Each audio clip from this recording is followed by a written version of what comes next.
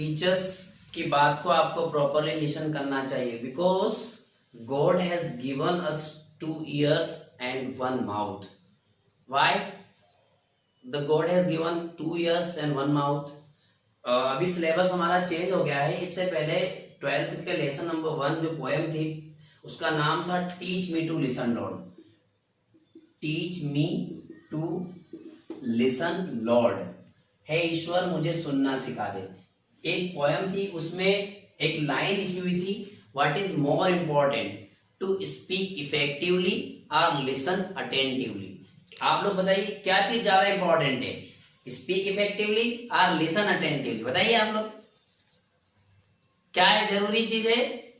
ध्यान से सुनना, वेरी गुड। क्योंकि भगवान जी ने हमको 2 कान इसलिए दिए हैं कि हम सुने ज्यादा, और मुंह एक इसलिए दिया है कि हम बोले कम। इसीलिए ये लिखा कि what is more important to speak effectively और लिसन अटेंटिवली। हम लोगों को ध्यान पूर्वक सुनना चाहिए।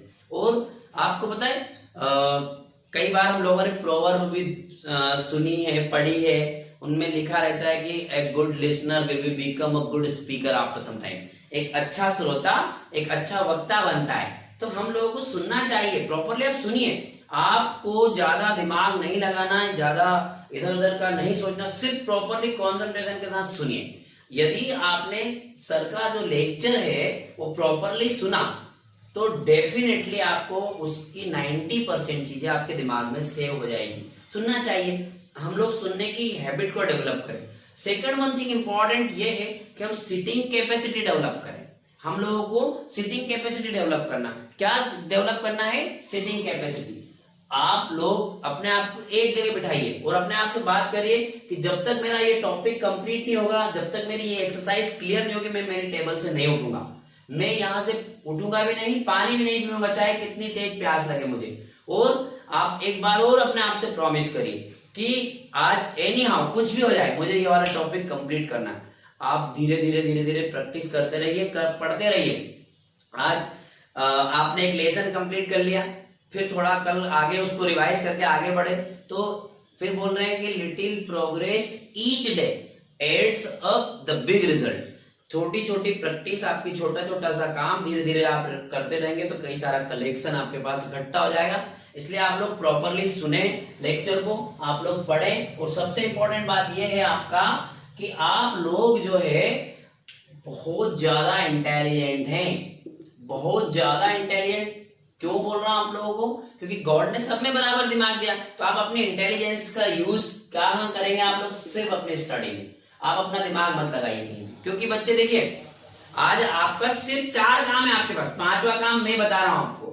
जो आज का सिनेरियो जो चल रहा है उसमें बच्चे जो करते हैं, हमारा काम है सुबह उठना, फिर इसके बाद में खाना खाना, नहाना धोना, खाना खाना मतलब खाना खाना, पहले उठना फिर खाना खाना, इसके बाद तीसरा काम है पढ़ना, और चौथा काम फिर सो जाना।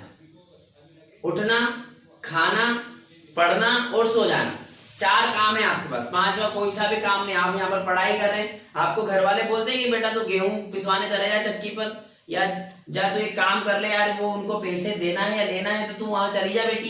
तुझे फिर बोलते बेटा, आप लोग बोलते हैं पेरेंट्स? नहीं बोलते ना, मुझे पता है। सिर्फ आपको 4 काम। आज का जो सिनेरियो चल रहा है उसमें मैंने एक काम और आपके लिए जोड़ दिया, और पता है वो क्या है? वो है आपका मोबाइल।